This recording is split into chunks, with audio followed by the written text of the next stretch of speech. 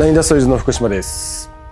今回はまたストリートグライドカスタムプロジェクトの第3弾ということで、実はですね、またこの間イベントがありまして、結構カスタムを進めちゃいましたんで、またそちらを解説していこうと思います。で、ちょっとそのイベントについて触れとくと、初めてですね、うちの自主企画イベントっていうのをやってみました。ナインズナイトっていうのを豊洲でやりまして、目標にしてた参加者数を、約2倍ぐらい上回る本当に大盛況でですね、かなり盛り上がりまして、本当にいいイベントになったかなと思います。来ていただいた方ありがとうございます。ナインズナイトで、この HX も、展示させてもらいまして、それに合わせて結構カスタムしたので、その詳細についてしっかり解説していきたいと思います。はい、それではですね、まずはフロントからいきたいと思います。で、今回やったカスタムでは多分一番イメージがガラッと変わったところかなと思いまして、フロントフォークを2インチ伸ばしました。で、ゴールドのカラーを選んで、入れてみたんですけど、やっぱツーリングって、結構こう車高が低くて、図体がでかくて、ボテッとした感じのイメージが、自分はするんですけど、それが結構こう車高を上げることで車両がスタイリッシュに見えるというか、もっと走りに振ってる感じがよく出るかなと思いまして、かなりこうバランス的には自分好みになったかなと思います。で、フロントフェンダーも、ちょっとこれ前回と変わってると思うんですけど、サドルマンの、最新のカーボンフェンダーにしてみました。で、これもなんか、デザインが少し入っていて、なかなかかっこいいかなと思ったんで、はい、変えてみましたと。で、あとは、ブレーキローターのボルトですね。これをバムコに変えてます。ここは、インナーチューブとちょっと色を合わせるイメージでゴールドのものを選んでます。で、ノーマルの時点から結構気になってた、ホイールの色で、ノーマルだとシルバーと黒がなんかこうコントラストみたいになってるんですけど、それを全部パウダーコート、半ツヤかな、半ツヤのブラックでパウダーコートを前後かけました。で、一応フロントはこんな感じです。じゃあ次はハンドルいってみます。で、今回、かなり変わった場所の一つとしては、ハンドル周りですね。で、前回と実は結構ガラッと変わってまして、前回つけたやつも良かったんですけど、ストレートライザーでこの低いハンドルがついてる形っていうのがやっぱりどうしてもやりたくてですね、結局この形になっちゃいました。で、ストレートライザー、これはクラウスの10インチを使って、で、クラウスのハンドル、これはステンレスのハンドルのゴールドを使ってます。で、あとグリップは ODI のグリップですね。で、ちょっと細かいんですけど、ここの色が最近なんか新しく何種類か出てきて、これはガンメタかなを使ってます。他にもブラックとか、ブラックはもちろんあるんですけど、レッドとか何色か出てましたね。で、あとはレバーを FLO。これもどの車種、うちのデモ車の全車種についてますけど、短いレバーになってるんで、ブレーキも1本で操作ができるっていうところでお気に入りで使ってます。で、前回とちょっと違うところでいくと、前使ったクラスのハンドルはモニターを逃げるようにこういう形になってたんですけど、今回、ストレートになったので、結構モニターとね、もう被ってる感じですね。で、普段はここにバーバックもついてるんで、あんまりモニターは見えないっていう感じですけど、そんなに問題なく乗ってます。普段はこんな感じで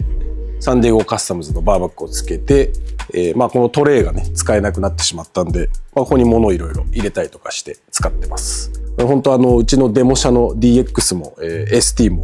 この HX もほぼまた同じ形になってしまったんですけど、やっぱこれが一番ちょっと自分としてはです、この好きなハンドル周りな形なんで、ちょっとこれは譲れないかなってことでこの形に、結局なってしまいましたけど、でこれめちゃめちゃ使い勝手良くて、細かいものからある程度でかいものまで入れられるんで、これすごいおすすめですね。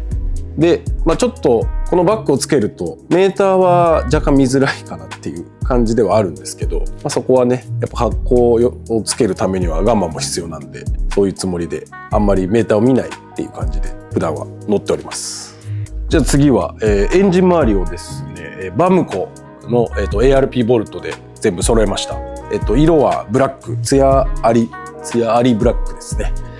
でこれもちょっと色をいろいろ悩んだんですけど、とりあえず黒にしておこうかなっていうところで黒にしてみました。あと、このロッカーカバーですね。これが、これもまた自分の個人的な意見なんですけど、M8 のロッカーカバーって、ツインカムと比べるとちょっと丸っこいデザインになってて、それがねもちろん好きっていう人もいると思うんですけど、自分はちょっとねそれがいつも気になっていて、なので、前に作った ST もそうですし、この HX もこの PM のロッカーカバーに変えてます。これにするとちょっとこうカクッとした感じのメカメカしいイメージになるんで、これに変えてますと。でこれに変えると今度は、ロッカーカバーのロアがもともとこれクロームなので、ちょっとそれが目立っちゃうんで、ここもパウダーコート、半ツヤ黒のパウダーコートにしてます。あとですね、プッシュロットカバーと、タベットブロックカバー、ここも、半ツヤ黒でパウダーコートしてます。ここも人それぞれ趣味はあると思うんですけど、やっぱ自分はこうエンジン周りは黒でこうなんていうかな、まとまってた方が好きなんで、全体的にもうほんと真っ黒ですねになりました。でちょっと今悩んでる部分もあったりとか、他の、参考にしてカスタムの参考にしてもらえればと思うんですけど、例えばこうやって地の部分全体的に黒にした上で、このバムコのゴールドとかレッドとか、ちょっと差し色的な感じでボルトを揃えてもかなり目立つ感じになってかっこいいと思うんで、今自分はちょっとこれをゴールドのボルトに変えるかどうかを今悩み中です。なのでこういうねカスタムかっこいいと思うんでおすすめです。はい。で次は、サイドカバーですね。これ、カーボンに変えてみました。でこれは、アッパーカーボンっていうタイのメーカーの新商品になってまして、結構こうなんだろうな、マッシブなイメージのデザインかなと思います。ローライダー ST の時もそうなんですけど、ノーマルのサイドカバーって割とつるっとした感じで、ちょっとこう他の部分とだんだんカスタムしていくと、そこだけこうなんか普通な感じになっちゃうんで、結構このカクカクしたデザインというかのサイドカバーにするのは自分は好きで、しかもそこにカーボンのものを使うっていうのがおすすめかなと思います。あとこのポジションセンサーカバーっていうのを今回つけてみました。これはバムコの新しい商品で、ここもともとプラスチックのなんともないただのカバーなんですけど、そこに削り出しのカバーがつくんで、これ結構おすすめです。かっこいいと思います。でバムコつながりでプライマリー側ですね。でプライマリーのボルトも全部バムコで揃えました。これも高いは高いんですけど、ノーマルのシルバーの感じよりはやっぱりカスタムしてる感じが出るし、パッと見やっぱこうねシュッとした感じでまとまるんじゃないかと思います。で次は、エキゾーストですね。一番やりたかったカスタムですね。やっぱり印象が全然変わって、今までの HX と見てもらうと全然違うと思うんですけど、